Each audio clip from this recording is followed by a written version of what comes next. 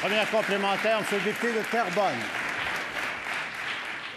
Merci, Monsieur le Président. Depuis le début de ce conflit, le gouvernement laisse dégénérer la crise. Le premier ministre n'a jamais pris les événements au sérieux. Il n'a jamais d'ailleurs daigné rencontrer les étudiants à un seul moment au cours des 95 derniers jours. Il a beau changer de ministre de l'Éducation, 4,30 sous pour une pièce, ça ne change rien dans le conflit actuel. Hier, les étudiants ont encore appelé au dialogue pour trouver des solutions à cette crise. Si le gouvernement est toujours à l'écoute et si le premier ministre l'est toujours, pourquoi n'a-t-il pas tendu la main à la FEC ou n'a-t-il pas pris cette main tendue que la FEC lui a donnée hier?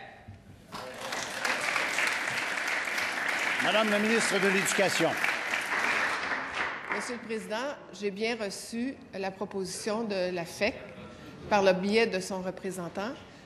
Si vous prenez connaissance de ce qui est proposé à l'intérieur de ce document, vous verrez que finalement, ce que l'on souhaite, c'est que la gestion des universités soit totalement remise dans les mains des étudiants en termes de contrôle des dépenses, en termes de contrôle des dépenses, en termes de choix budgétaires, Monsieur le Président, et la composition,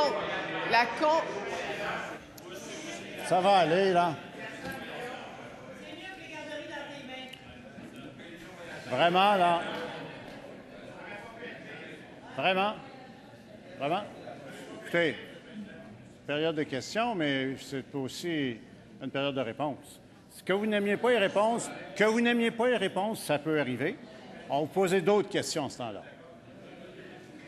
Vous poserez d'autres questions.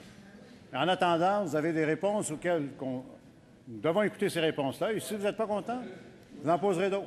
Madame la ministre. Je présumerai, Monsieur le Président, que la position des trois associations se résume par un gel des droits de scolarité et un moratoire. Monsieur le Président, le gouvernement a pris ses décisions. Nous allons les respecter. Maintenant, assurons la survie des sessions par le biais d'une réorganisation du